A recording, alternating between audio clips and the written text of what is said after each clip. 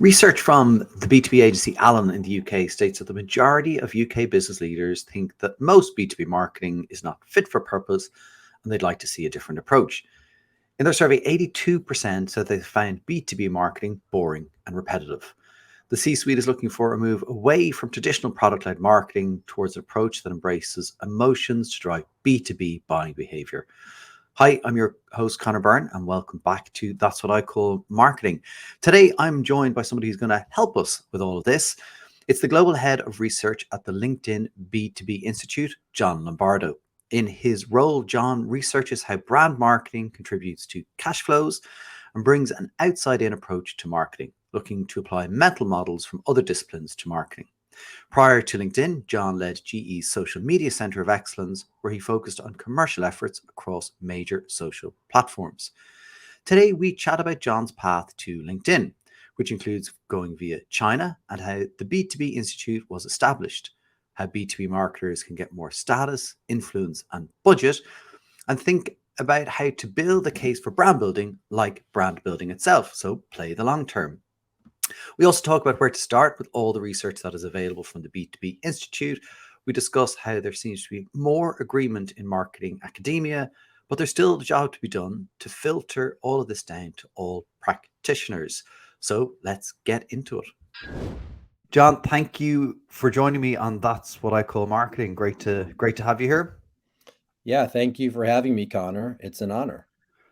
Well, listen, we'll get straight into it. I am fascinated by your path. You've had kind of a really interesting career: innovation, online media, social media, content, research. How have you navigated so many different things and parts to your career? Honestly, I'd like to tell you that there was some grand strategy, but often the moment that we are in shapes the decisions that we make. And after I graduated from university, Web 2.0 became, the most exciting opportunity it felt like in the world for a period of time. And obviously many companies like LinkedIn were born out of that period. And of course, there's people talking about Web 3.0 now, which tells you a little bit about where we are today. I don't necessarily buy into the Web 3.0 stuff, but at least there was a Web 2.0 before Web 3.0. And then you had the Obama campaign, following that in the United States. And there was a real focus on online media, social media. And I still remember Google saying, spend 10% of your money in 2010, when I was on a political campaign. So it was just the dominant, I guess, shift in the world.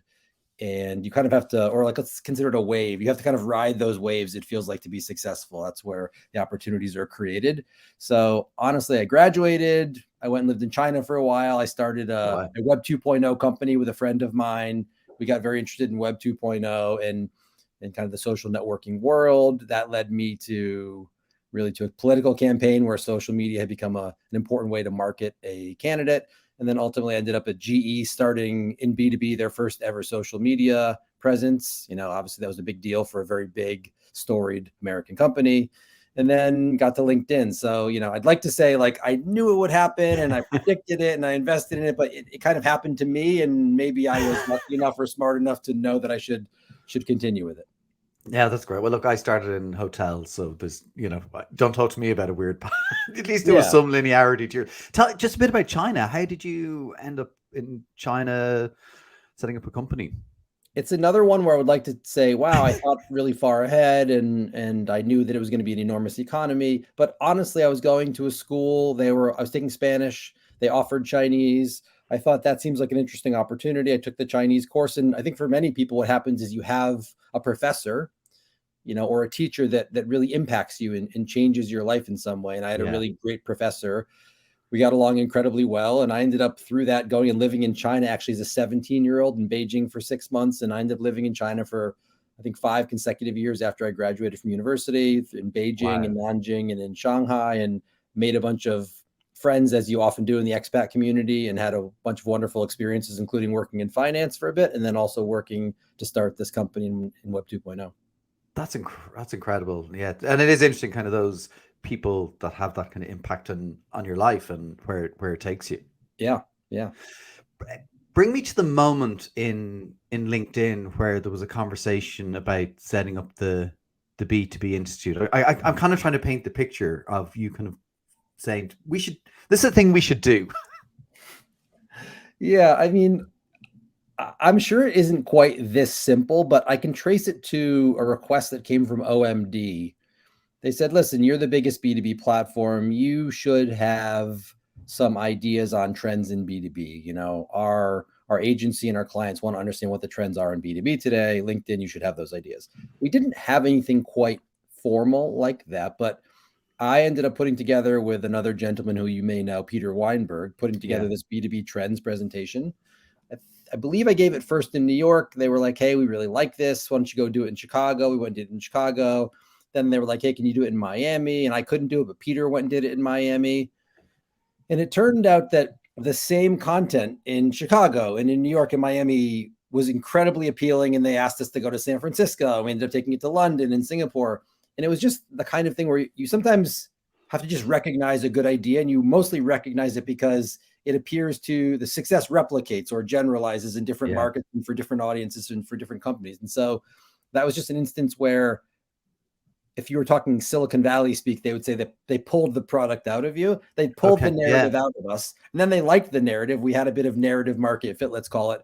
And then subsequently, Peter and I have produced, 3 or 4 different B2B trends reports, over the last 5 or 6 years. Now we have a team that works on it with us. They do great work as well. So it's become our franchise. We believe very strongly in franchises. So it's become our core franchise, B2B trends. And from that became, well, we're doubling down on B2B, then maybe let's talk about setting up a bit of a think tank internally at LinkedIn. And that's where the B2B Institute became a thing. Amazing. It's I've spoken to Thomas Sparta, and he was talking, and this I thought about this. Maybe it was one of these moments where you kind of had the customer need and then the company need, and this kind of value creation, the V zone, as Thomas Sparta calls it. And I thought maybe it seems to be that. What's the commerciality, the commercial angle of it for LinkedIn? Well, a part of it is simply the LinkedIn mission statement, which I think is a very valuable one, is making the world's professionals more productive and successful. And specifically, but there's 3 lines of business at LinkedIn, 4 lines of business, actually. In the marketing business, it's really about making B2B marketers more productive and successful.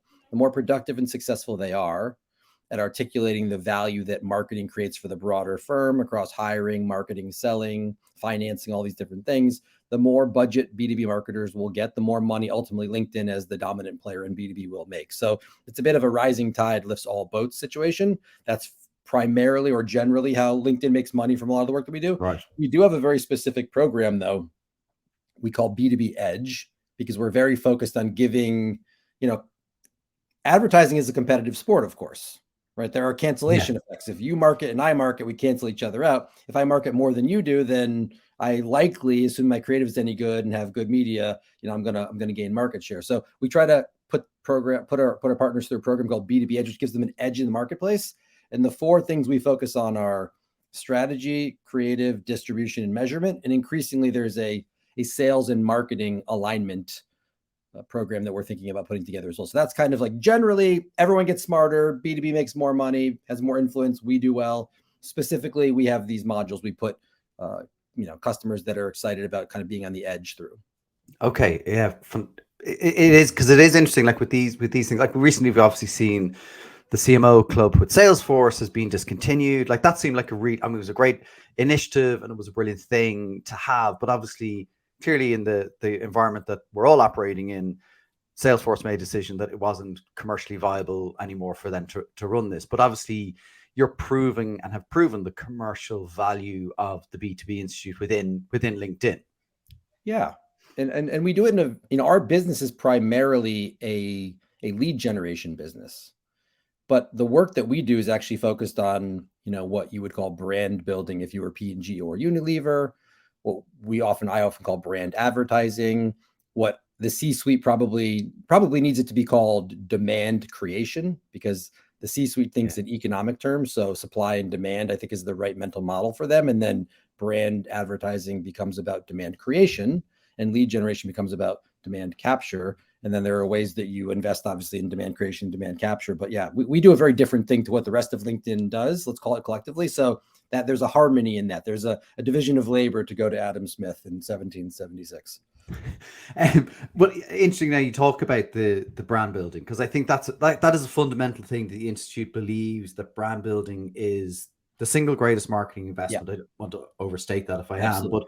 am, but creates the competitive edge. Now, look, I agree, and I think there's lots of evidence that does agree. But like, one of the things is, like, if you're a small or medium sized B2B company, how can you start that conversation about focusing on brand? Because I think we've all seen or been in situations where the question is, well, where are my leads coming from? And a marketer saying, but brand is really important. How do you think people need to navigate that conversation? This could take the rest of the podcast. Yeah, it's really quite difficult. In B2B especially, generally it's either product and engineering or it is sales that lead the organization. That's obviously a market contrast to you go work at Diageo, it's marketing led. You go work at Coke, it's marketing led. So we don't run the P&L. We don't make the decisions. We're generally not even the secondary party in making the decision, or typically the tertiary party, right? So that's a real problem. So how do we actually get to more influence, more status, more budget? I think, as sad as it is honestly probably starting with helping sales teams to produce better narratives, better decks, so they can go have good sales meetings. It is probably helping to run smarter lead gen campaigns that focus less on necessarily the product and maybe more on the customer need. So it's honestly probably reframing some of that stuff. Maybe it's trying to help. I think Ritson has a really good idea about helping use the kind of marketing language or marketing communication to reframe price increases. So there are ways that marketing and a marketing mindset can kind of tap in and help, let's call it the more demand capture part of the business. And I think as you get more confidence in doing that, and as you get more confidence, frankly, from your partner sales, they'll then say, okay, it's actually, let's actually run a brand campaign, and maybe we'll do a holdout. We'll just do it in, Peter and I had a funny experience once where we went to Tokyo to present, and we kind of call this the Tokyo test. And LinkedIn doesn't really exist in Tokyo. You have lots of Microsoft products, and you have Facebook, and people use, honestly, Facebook to do what LinkedIn would do in other countries. And we showed up, and there was 2 of us to present, and there was 1 customer. So we failed the Tokyo test, which is we had no brand there. And because we had no brand there, we had no pull, and so nobody came to the event. Where in other markets we would go where LinkedIn was very popular, lots of clients would show up. So, it's ultimately probably starting with sales and sales support. And then it's helping with lead gen, which is what marketing controls. And then there's probably ways to either point out Tokyo tests, like, hey, we failed here because we don't have a brand, or it's probably something more like everyone generally understands that brand's important. So it may be that we just take 10% or 20% of the budget, and then every year we show some success, and we can talk a little bit about what success should look like. But we go from 20% one year to 30% the next year to 40%, and then it takes 5 to 10 years to flip the script, so to speak, or flip the budget. Really interesting. It's like it in itself is almost like a long-term strategy, as brand building is, right? You know what I mean? Like, internally, you're playing a long game. I think that's really interesting, because a lot of people, I generalize, but people certainly, who believe in this stuff and believe in brand building and bringing that to B2B, definitely struggle. And what's interesting from what I'm hearing you say is, don't try kind of chew it all at once, right? Don't take a bite of the entire apple and try figure it all out. Like, find small wins along the way, and actually some of those wins are going to be in the areas that you can control. So control the controllables, and then figure out some other ways of proving, probably through lower investment as well, because I think that scares people as well. But when you say the word brand, everyone's like, ooh, that's expensive. Yeah, and there's another way that we have come to think about it. And honestly, I think this idea comes primarily from Phil Barden, who, I don't remember the name of his book off the top of my head, but it's Decoded, right? Yeah, he's I think really quite smart, and has this idea of frames, and then Jenny Romaniuk has her ideas around kind of mental availability and category entry points. We've come to think of it almost more like situations, which you probably would call occasions or triggers in CPG. Situations is probably the language we would use in B2B, primarily because what we're all trying to do is get a salesperson in a room with a client, in a buying situation, to answer questions, give them confidence, get them to buy LinkedIn. And I really like the category entry points framework, because it's a little, I actually think of it more as like situational awareness. Here are the situations that matter to the customer. And when you Yeah. have that kind of framework, it brings the marketing mindset to bear across all of the 4Ps. So it's really like, does my product meet these situational needs? Is my pricing catering to maybe one or two different types of customers? Placement, do I have it in the right places online and offline? Are my salespeople going to the right places online and offline? And then am I promoting it using customer language and customer needs rather than am I Yeah. talking about my brand purpose or my brand tagline? So the Jenny framework around kind of market research to both measure your situational awareness across key situations today, but then to use it across the entire 4Ps across the entire year and then measure it again to show, hey, we lifted awareness in all the key buying situations. That's going to help us to get more customers, have better sales meetings, build better products. Like that's holistically how it has to come together from a marketing perspective. So I would say Jenny's approach has informed a lot of our way of thinking about in B2B, the sales team is so important and the customer situation is important. They focus on situations. That'll give you more, I think, credibility with the sales teams and the finance teams. Then ultimately that's kind of what you want to work back from is like the sales meeting, the deck, the talking points, the voice of customer. Yeah, I that the whole point about the importance of the sales team, and most, as you say, B2B orgs, like they're heavily sales, whether it's led or not, but like the sales element is so crucial, and it's the pressure on quarters, and not even quarters, months. How are we doing? And it's intense.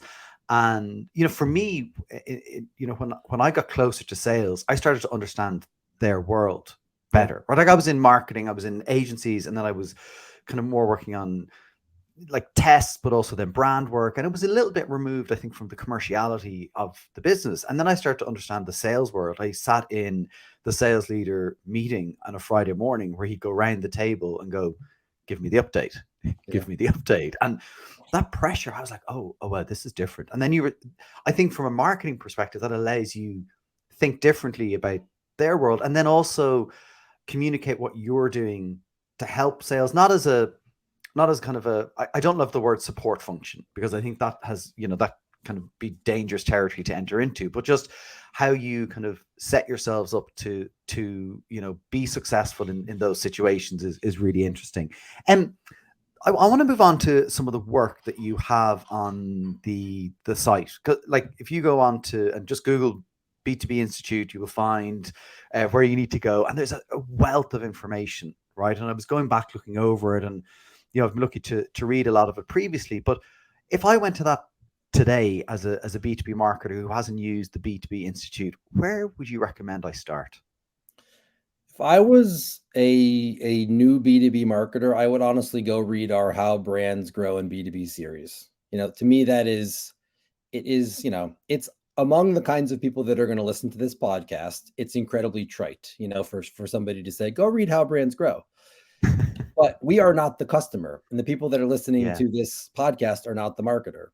And the reality is that very few people who work in marketing generally, B2B or B2C, but especially who work in B2B, have any idea that the Aaron Bergbass Institute exists, any idea around their ideas or their laws. So if I were to point someone there, I would say, go read the one pager that Byron wrote about mental and physical availability. It's actually a really crisp financial explanation of the way that companies compete in the marketplace, which is based on building mental and physical availability, based on building these trading assets that ultimately underpin intangible asset value. So I would say go read that first.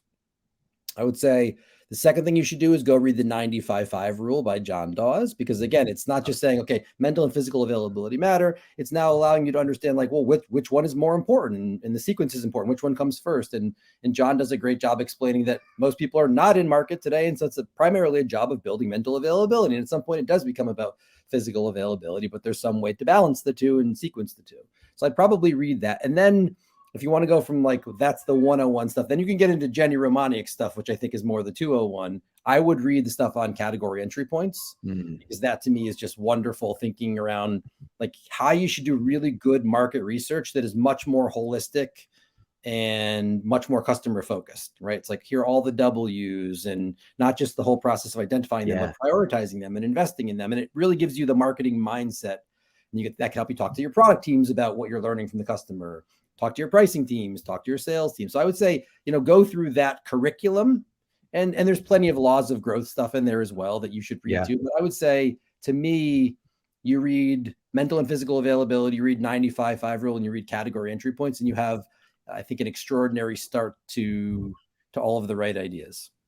Yeah, I'm glad you said the 95-5 rule, because I think it is really important to understand. Now, you might take a moment just to talk about it and maybe duplicate purchase law. And the reason I ask is I know a brand whose customers have been defined in kind of their work of as disinterested laggards. And I thought, with that in mind, it'd be interesting to understand for people who may not be aware of the 95-5 rule a bit more about that. Yeah, the 95-5 rule is terrific. I mean, it is, Jon went through it. Actually, there's a funny conversation around it, which will bring in a lot of the most famous names in the very small world of advertising and marketing that we care about. But I went down, Peter and I flew down to Australia. We went to visit Ritson in Tasmania. I had about 1,000 drinks with Ritson, who can have 1,000 drinks and still function the next day. I had about 1,000 drinks. Peter had about 1,000 drinks, and Peter and I don't function after 1,000 drinks. I woke up the next morning in absolutely horrid shape and had to fly to Adelaide to talk to a bunch of professors from Ehrenberg Bass. And in my extremely hungover state, barely functioning, I had a conversation with John Dawes, and somehow the 60-40 rule came up, the Benetton field work, which I think is, often pilloried for unfair reasons. I mean, it's much more nuanced than people realize, but the fact that it's so simple has been why it's so people take the headline and go, right, but it's not really quite right. But anyhow, John Dawes was like, yeah, it's not really a 60-40 rule. I'd say, honestly, it's more like a 95-5 rule, And I was like, wait a minute, what do you mean by that? And he said, based on what I've read in this category and that category and another category, and these are all B2B categories, most people are not in market to buy a product or service today. They don't have the need for it. So they're not going to buy it. They're not going to think about buying it. So the job there is really to build mental availability. And I think it's good to kind of talk about, so that's the 95-5. That's, they're not thinking about you. Your job is to build mental availability with them. It's the Geico Gecko in America. It is the Meerkat in the UK and in Ireland. It is just kind of like, I know that brand. And so then when I do enter the market, I'm more likely to buy that brand just because I know that brand or I think about that brand. They're mentally available. But if 95-5 are not doing that, there is 5% that are in market and are going to buy. So that's the 95-5 rule. It's really about the customer. It's about, is the customer in market or out market? Because most B2B marketers spend all of their money like everybody's in market. But they're not, in fact, only 1 out of 20 people's in market. So, but the interesting thing here is, so I asked the very obvious next question, which is, okay, Jon, if 95% of people are out market and 5% of people are in market, should I spend 95% of my money on brand advertising, building mental availability, and only 5% on lead generation, trying to capture customers? And he said, no, you shouldn't. He said, I actually think you should spend 50-50, because though it's very important to build mental availability, companies have to deliver results in the short term as well. And competition with those customers is fierce. And so the pragmatic reality of the industry and of the business is that you have to also win current customers. And so, the 95-5 rule is a good way to understand where the customer is, but it's not necessarily how you should spend your money. I was surprised. I thought he would surely say, spend it all on mental availability. But in fact, he said you should spend it in a more balanced approach. And it's just like what they would call, really, I think, mental and physical availability. Like Byron would say that a lot of the things you'd spend, lead gen isn't really lead gen. It's just more kind of digital availability or physical availability.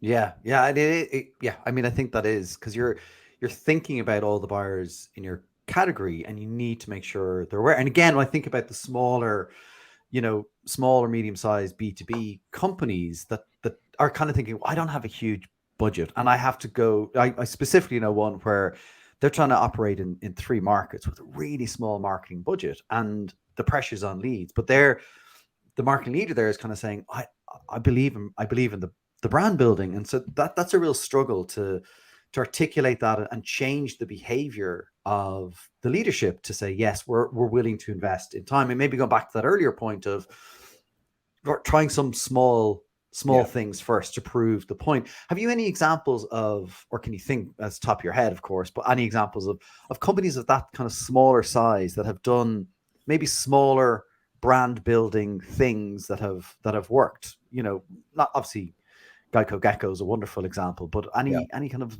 medium, small size companies that have done it well. I mean, I tend to think more broadly across categories because we mostly work with the bigger companies, but I don't Gotcha. necessarily think that, I mean, the data that I've seen indicates on LinkedIn, whether you are a big company or a small company, we have data in sales that shows that if people see messages from your company, marketing or advertising messages, they're more likely to respond to a salesperson. And that's either accept an email from them or respond to a connection request. We also see that for talent, that the broader reach campaigns you have, which means somebody's seen a message from you, people who've seen a message are more likely to respond to a recruiter than people who haven't seen a message. The same thing is true in lead generation. People who see broader reach campaigns are more likely to become aware of the brand and buy from the brand. So reach matters across the data for hiring, marketing, and selling in LinkedIn. Now, you can actually say, I think that's critical. Reach maximalism is an idea we believe very strongly in. Reach is the most important thing because reach drives penetration and penetration drives everything that's important. But of course, there's another way of thinking about reach. There's reach vis-a-vis or interpreted through the lens of the kind of excess share of voice rule, which just says you need to have a bigger market share or a bigger share of voice than your market share. And that's how you right size it for company size, right? Obviously, a small company can't spend what Coke spends, but a small company doesn't need to spend what Coke spends. The mistake I find small companies generally make, and we do have a lot of very small companies that advertise on LinkedIn, generally tech and finance companies, but we have quite a bit of small company business. It's actually the biggest part of our business, is they don't reach enough people even given their budget. So they'll generally choose a tightly targeted campaign with high frequency, when in fact the data I've seen would say that if you had broader targeting with kind of like one frequency or really reach, you'd get better results. In fact, the correlation between leads and reach is most strong if you look at our data. And so what that actually says is people who the whole, I think narrative around lead gen is like, I'll target a very narrow people with a lot of frequency, but the data says you should do the opposite if you want leads. You actually want broader targeting within reason, of course, for a small company, but broader targeting within reason is likely to get you your leads.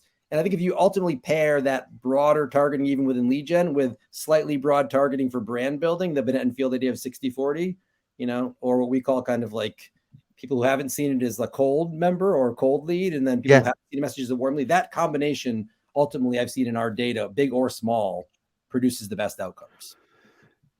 That is really interesting. The reach to leads, ratio or whatever you want to call it, because I think there certainly would be a belief that if I can, I have my persona, I know what they look like, I know where who they are, and if I can be pinpoint targeted accuracy, then the more time, like you're saying, the more time I can hit them with this message, they'll eventually understand who I am, what I'm trying to offer. But when you talk about that broader reach, am I right in suggesting that is more about the reach in the category buyers, not kind of saying the reach of everybody who could never want your product? It's those that you have identified as category buyers. If you're CTOs and CIOs, for example, are your category buyers and your decision makers, that's where you want to make sure you've got the broadest potential reach. I mean, I can give you a really crisp example of this. Brilliant. There's about 3.2 million data scientists in the United States, or people with data science skills. So that expresses to you, maybe from an audience perspective, not a category perspective, how big the category is.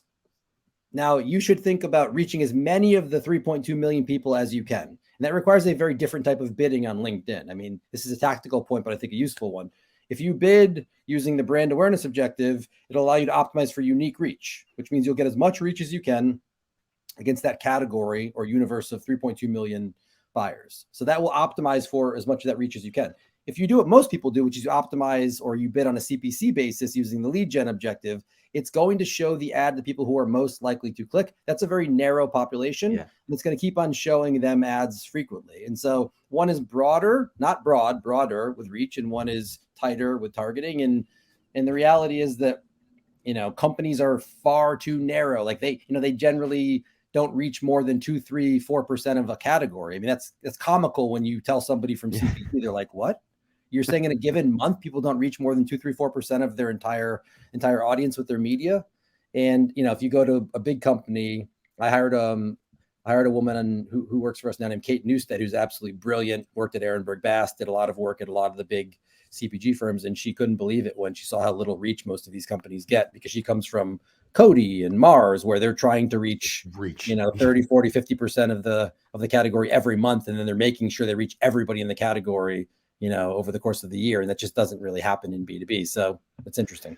Yeah, and I think, you know, certainly one of the things I hear is people saying, you know, but we're not Coke, we're not Mars. And I think the point is you don't have to be. Like, that's not the answer. The answer isn't to think like, no, the answer is to think that you are them. It's to think like them, right? And Right. behave in that way relative to your budget and your category. I think, you know, that reality is firm and fair, right? We're not all Coke, and even Coke, you know. Yeah. Have You to made a probably great point earlier, actually. It's in the same way that brand building is something that is built over time. Brands are built over time. Pricing power is executed over time. All of this is done over time. So a small brand could start reaching maybe 1% of the people in the 3.2 million data science category. And then maybe next year they do 3% and then 5%. And then over a decade, they're up to 10%. And then over 2 decades, they're up to 20%. I mean, if you look at even Geico, they had 2% market share back in 2000. And now they have about 18% market share. So like, they're such a big concept in my mind. And then the Meerkat's such a big concept probably in the UK market. But the truth is that Geico has gotten from 2% market share to 18% market share, 16 points of market share in about 20, 22 years. So, you know, that's how growth happens. It happens essentially 1 percentage point a year. And that's all that needs to happen from a reach perspective. Reach 1, 2% more every year. And then ultimately in 10, 20 years, you've got a lot of reach. That's how it works. Yeah. And Geico have been brilliantly creative and consistent, which brings me on to maybe my next question. I love you did an article that was people don't buy from clowns. Paul Feldwick. And to ruin the ending, people do buy from clowns. Can you talk a bit about that and how, you know, how you see that in the application of kind of the outcome of that article and what that means for B2B marketing? So maybe explain a bit about the article first for people who haven't read it. Yeah, I mean, I can even go further back to kind of my origination story. I had 2 professors that influenced me very deeply in my kind of like pre-university days. One was a Chinese professor, and that's how I ended up in China. And the other was a history professor. And I've always had a deep fascination with history, and it manifests in all sorts of ways.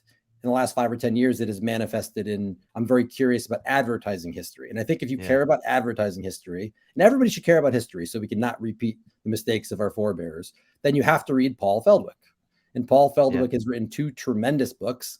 And there was the story of Sunny Jim's and, you know, being the most famous cereal brand in the US and the UK. And in essentially, you know, the UK, they continued running very creative, very character-based advertising, and they grew for 100 years. And in the US, they didn't take that sort of more promotional, you know, character, whimsical, fun approach. They took a very scientific, very rational approach, almost like brand building happened in the UK, lead generation happened in the United States. So it's almost a split test. And what happens is the rational approach does not work in the US. They go out of business in 10 years. And there are financial reasons for that as well. It's not just bad marketing. There's also financial mismanagement. But it is in some ways kind of like the history of advertising, that most early advertising was promotional and entertaining and fun. You think of P.T. Barnum and Carnival Barkers. And I think that's a really fun way to think about it. Is actually it's showmanship. Really great creativity, really great brand building is showmanship. And what everybody wants to do is, like, after that period, in let's say 1910, you know, there's this move to kind of like scientific everything. So there's a very famous book on scientific management. And then following that, there's a very famous book on scientific advertising. And what happens is everybody thinks that science and rational is the approach that works. And we have kind of that even through to Ogilvy. I mean, Ogilvy says a lot of things about creativity, obviously, and I'm sure somebody will disagree with what I'm about to say, but Ogilvy was a salesperson. He started his career in sales. And I still think a lot of the Ogilvy stuff, though he's got a lot of great one-liners and was quite a showman himself, I would say the advertising style to me feels more like salesmanship, you know, and you still see tons of salesmanship today. It's the entire industry of B2B. And then I would say in the B2C world, you see a different thing that Paul Feldwick talks about, which is kind of like the culture or cult of cool, where it's all about being cool. But cool by definition is a small group of people. The minute something becomes mainstream, it's no longer cool. So salesmanship is about a very narrow message in a very narrow moment. cool is about a very narrow message for a very narrow group of people. Both of those things are at odds with showmanship, the origins of advertising, which is about reaching everybody and building mass fame. And that's really what we ought to set out to do, is to build fame. We don't use the word fame or the concept of fame in marketing and advertising today nearly as much as we should. Yeah, because it's seen as a word, you know, oh, fame. You just want an award, right? I love there in Paul's book. He has the quote from when kind of advertising started in the 60s, and it, you know, if the TV is in your room, the living room, and you're invited into someone's house and you're a guest, be a charming guest, so you'll be invited back. And I always think that's a wonderful lens for anyone doing any sort of marketing, is if this is going to land in someone's inbox, in their letterbox, in their, you know, as a presentation, whatever it is it charming and enjoyable and entertaining? Informative can be part of that, you know, but even absolutely. the presentation style or whatever it is that people, you know, and so that's possible. And that's, I think that's really interesting, because fame, again, people say, well, fame, you have to be big, but like Gorilla, Cadbury's Gorilla, that's fame, or they had loads of money and da.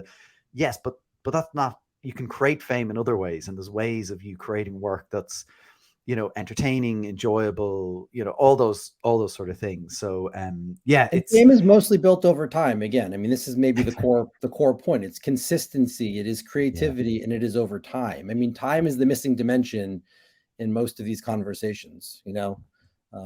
Like the funnel, I don't like the funnel a lot of times because the funnel has no concept of time. Whereas like when we flip the funnel and talk about in-market customers ready to buy today, out-market customers probably not ready to buy for 6 months or 6 years, the missing dimension of time is something that we would do better to think about, like fame and building fame over time, and leads in the moment or leads over time, or, you know, sales in the moment, sales over time. It's time is often missing from all these things, and brand building takes time. That's, if it was really easy to do and happened really fast, there would be no durable competitive advantage to it. The fact that it takes consistency and creativity and investment and focus and discipline, which basically nobody has in the brand building world anymore, that's why it's still an advantage to do it. I mean, Bezos talks a lot about, you know, if you think about things on a 1-year time horizon, lots of competition. If you think about things on a 3-year or 7-year time horizon, very little competition.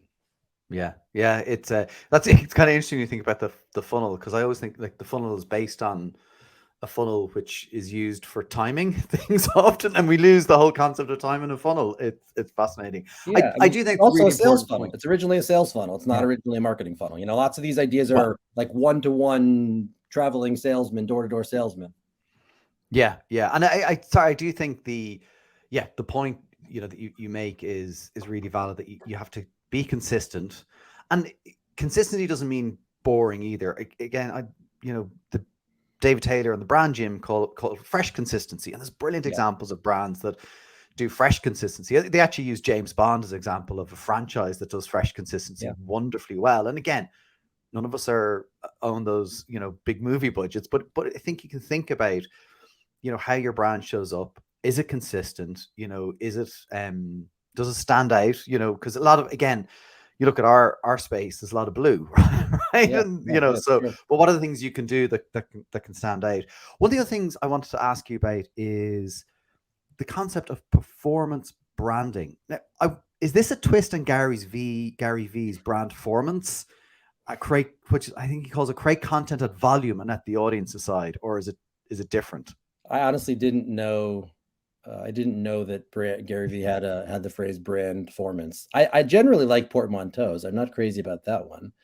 A funny fact: Gary V was the very first. VaynerMedia was the very first agency I ever hired when I worked at General Electric, and I hired them because they did some very funny math around like the number of people that, you know, commented on this post as a percentage of the total number of people, and like this is the number we should optimize for. It was almost very much taking a performance marketing or kind of lead generation approach to brand advertising. I now recognize it to be completely wrong and backwards. But Gary Vee is a tremendous example of showmanship. But I don't take on Gary Vee's idea. It's more that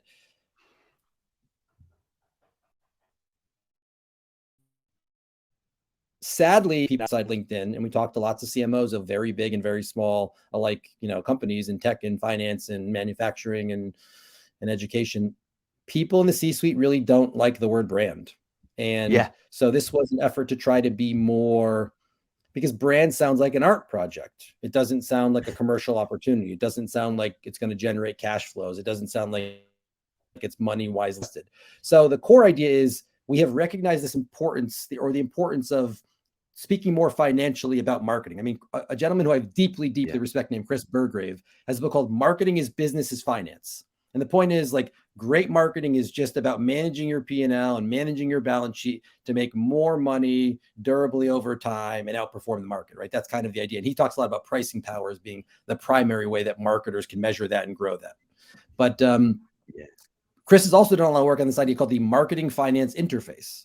And the idea is there just isn't a lot of conversation between even marketing academics and finance academics. Like, they don't talk to each other in the same way that marketers and financiers within companies don't talk to each other.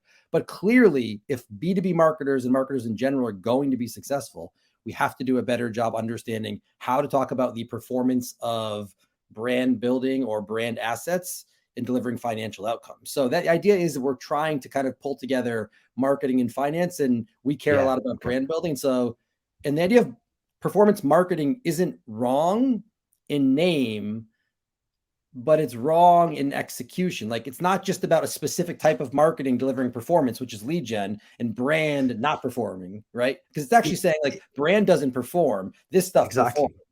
And that's not actually true. Like, what we all know is, of course, the balance of great creative, broadly targeted to basically capture some current demand and create some future demand. That balance, that ongoing balance, that's actually the balance that gives you marketing performance. Performance marketing isn't what we care about. What we care about is marketing performance. And so we tried to kind of riff on that a little bit, but I feel as though that's not even where we're at anymore. I mean, I think we've migrated a little bit more towards being more explicitly financial and talking about it in terms of demand creation and demand capture, because again, that's supply and demand, that's economic language. That's what the C-suite cares about. That's what the CFO in particular cares about. Yeah. And I think getting close to the marketing function, getting closer to finance, I think sometimes we're terrified of finance, right? We're going, okay, we'll deal with that when we have to, but actually almost making that your starting point and saying, okay, work with finance on how we might make this, because if you can get an ally there, I think that can clearly, smooth the path. Not saying that it'll be easy, but again, maybe back to that earlier point of saying to finance, let's try this in a smaller way and then prove. I think finance are more willing than we give them credit for to actually think in that way, right? Probably risk averse, or maybe a bit more so than marketing, but it also helps, I think, with the, demonstrating the maturity of the marketing function as well, right? Working in that way. And we have to reason, one quick thing here, we have to reason from where the money is, like the famous thing about, like, why did you rob the bank? Because that's where the money is. Like, why ought we to partner more with marketing? I'm sorry, with finance, because that's where the money is. They determine the budget. They determine your compensation. They determine, broadly speaking and narrowly speaking, all forms of your compensation through your budget and your pay. So we should work more closely with finance. And what finance wants to reward you on is company performance. And the truth is that marketers focus way too much on aligning with sales, though I think that's important too, and not nearly enough on aligning with finance. And if you understand how value is created and how value is rewarded, then you can figure out how to partner likely with finance to explain that what you do to sales. And then that ultimately is what we need. More of the alignment of, we need the alignment of sales and marketing for sure, but we need a lot more conversation about the alignment of finance and marketing.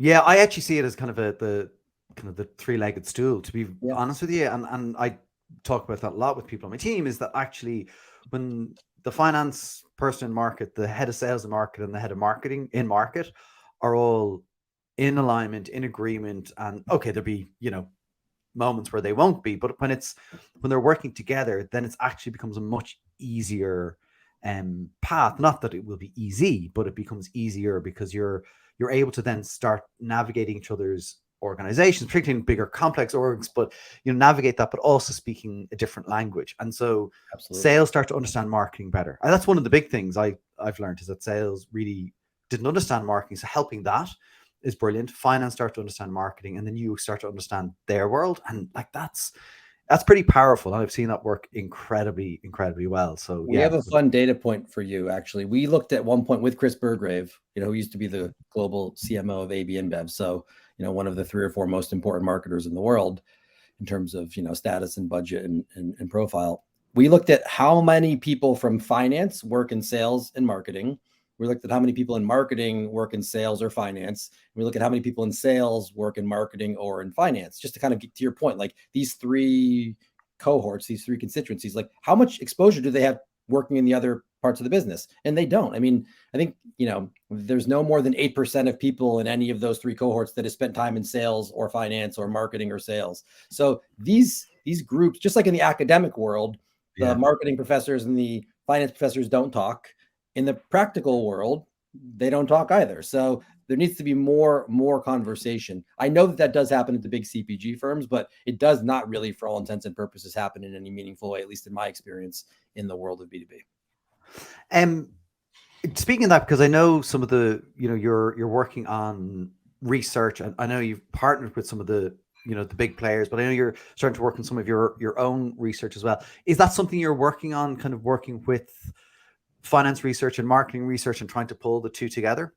Yeah, I would say the two things we are most focused on just continues to be, number one, trying to replicate more and more of the Ehrenberg-Bass laws in B2B. We've done it already in CRM. We've done it in business intelligence. We have done it in cloud, three of the absolute biggest categories. We'll be doing it next year in banking and in insurance. And honestly, all of the laws so far, they replicate. So it seems to me like the laws of growth are indeed laws. So that kind of bit around, let's call it mental and physical availability and brand building in that way, which I think is a really quantitative, really hard kind of, metric approach to building brands. That's what I love about Ehrenberg-Bass. It's very rigorous. It's very quantitative. That's part of it. So let's say that's performance branding, right? But maybe brand building. But the other part of it is very much is this idea of what Chris Burgrave and a bunch of these academics would call the marketing finance interface, what we sometimes call the alignment of finance and marketing, just because it's a bit more accessible language. That's the other big, there's kind of two tracks within our research roadmap. One is performance branding. One is this finance and marketing work. And we've got, we're working on basically putting together, a program there. And I wouldn't say we have it figured out quite yet, but it's obvious that we need to do more there. We have sponsored, in fact, this group called at the University of Maastricht. That's the home of the marketing finance interface. We have sponsored some of their work, and we'll be doing some work with them on pricing in particular, which I think will be very valuable to everybody. And then we'll do some work on like how do you assess organizational marketing excellence. So it's kind of like the organizational lens, the pricing lens, and ultimately we'll figure out how that stuff ties to ideas like, risk mitigation, how that ties to shareholder performance. So, this stuff exists, but it needs to be in the same way the Ehrenberg-Bass work needs to be popularized. This finance and marketing work needs to be popularized. And so we don't necessarily do the work, but we help shape the questions that are asked. We support the research, and then we popularize it, which is really, I would say, what we do. We translate it or we popularize it. Which is fundamentally so important, because I think, thank God you're good at it. But, I think it is really important that this work is happening, clearly being invested in by LinkedIn, which is wonderful. And, again, it's maybe go back to my earlier point, making the case for that. And obviously the proof point is it's working, and, the investment continues to come, it's just wonderful to see. And so really looking forward to that work coming out. There was a point about weathering the storm, and you ask a great question, and this kind of ties to maybe some of that difficult period we're going through at the moment. And you had something you said, like, if Warren Buffett were a B2B marketer, he would invest in a recession. Explain that a bit to me. I mean, it makes sense to me, but explain a bit to me. And then how can someone listening to that today, how could they take that and use that to their advantage in this, can be challenging times for people? Yeah, I mean, he's got two very famous quotations. I often wonder if he actually said these things or because he's famous, they are just attributed to him, kind of like what happens with Mark Twain. But he does say, be fearful when others are greedy, and greedy when others are fearful. And then he also says, and I don't think he actually said this. I think maybe Rothschild said this, but it's, buy basically when there's blood in the streets. And both of those, by the way, one's about greed and one's about violence. So people don't like to talk about these things today, but, but those ideas are generally still true. And in fact, if you look at all the research on marketing performance and firm performance in recession, and there's a really great paper that Ritson pointed out to us called Roaring Back from Recession, from the Harvard Business School professors whose names I don't recall, but That paper basically says, focus on operational efficiency and focus on effectively R&D, which is marketing. And if you do those two things, you will roar out of recession. And then Peter Field has done work obviously closer to home, showing that firms that maintain share of voice, they end up picking up not just market share, but also profit gains. So, I don't think anybody should ever look at a single data point and say that this is the right way to do things. But you've got Harvard Business School saying it. You've got Peter Field saying it. There are a bunch of other studies. I mean, there's honestly there's, I think, a study at least from every recession back to 1929. And I think, even Byron, who's very skeptical of things, has gone through and noted that there's at least a couple in there that are pretty solid in their structure and in their results. And they all effectively say the same thing, that if you can make an investment, by virtue of the fact that most of your competitors either choose not to or too weak to do it, then you gain a competitive advantage in those moments. And you do it at a rate that you normally cannot achieve in standard times. Yeah, and it is interesting. I mean, because one of the things, you hear people saying, well, media costs have inflated. Like there's more, it's costing you more to do it it cost a year ago and all that kind of stuff. But that's the same for all your competitors, right? So the playing field is level in that sense. And so then it's knowing your share of voice and, how you can spend and maybe there's efficiencies you can gain as well. Maybe there's other things you can do that are more efficient. But yeah, lots of evidence there. But I thought that was a great one. And, one of the things I'm interested in is, and we've talked a lot about some of the great people who are, doing a lot of this work, Ritson, Byron, Jenny, Peter Field, loads and loads yourselves. And there's a coming together, I think, at the moment of marketing beliefs, that creativity, mental availability, Jenny's new book on better brand health, like all these things. And it feels like for maybe the first time in a long time, there's some level of agreement in marketing circles. And I'm not, this is wonderful. And this is great. Like it surely helps us in all ways. And, but then is there a risk that, that we're not open to any dissenting voices? And I don't know if there are any. So I'm just curious on your perspective on that. Well, again, I mean, we are not the customer. So let me just give you some data that would indicate to you, in my opinion, I don't think we have achieved any sort of consensus with the people that matter, who are the customers, the marketers. Okay. The money that gets spent on LinkedIn, let's just take that as a broad proxy for B2B. It's maybe something like 15, 16, 17% at this point, give or take a couple percentage points, that gets spent on the brand awareness or the video view objective, which I think is really about building brand, building mental availability. So, maybe 15% of people would make this investment. And it's not even clear to me among that 15% that those people actually know about Peter Field or know about Jenny Romaniuk or know about Mark Ritson, because we actually did a survey a while back where we asked if people knew about Binet and Field, and this is a group of marketers globally.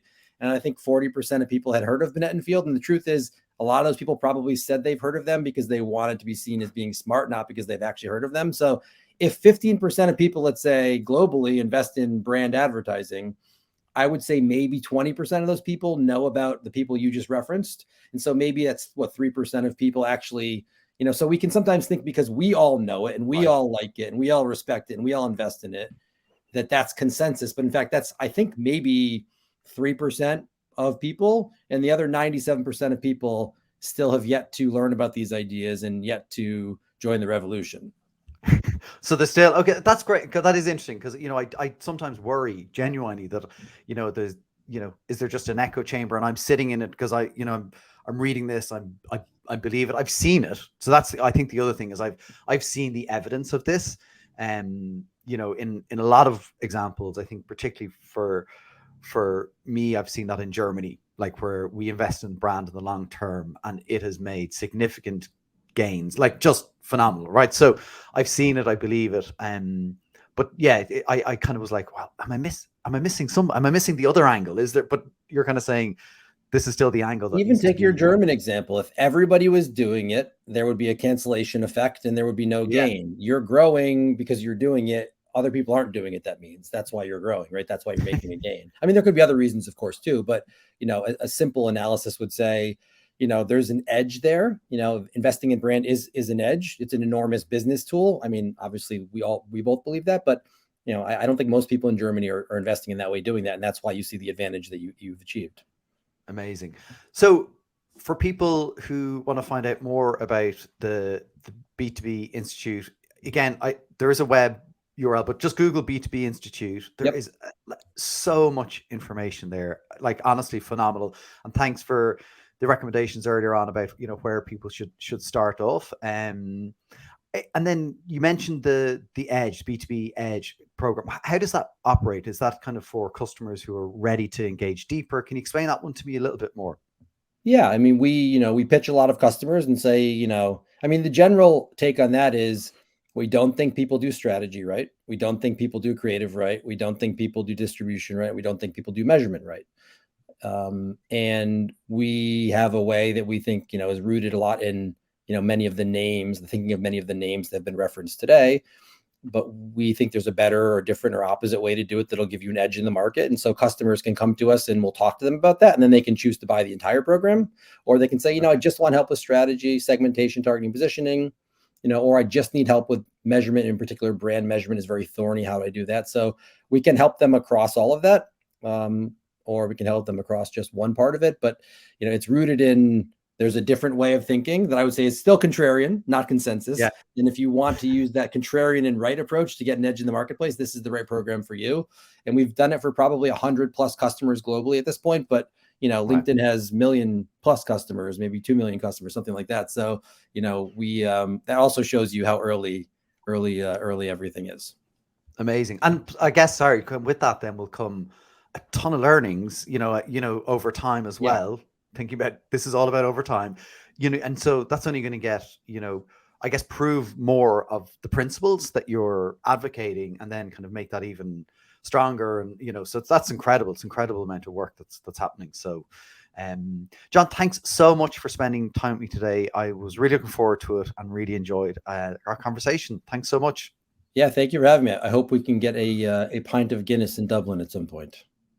Listen, anytime you're here, just let me know. I will come meet you. All right, terrific. Thanks so much for having me, Connor. I really appreciate it.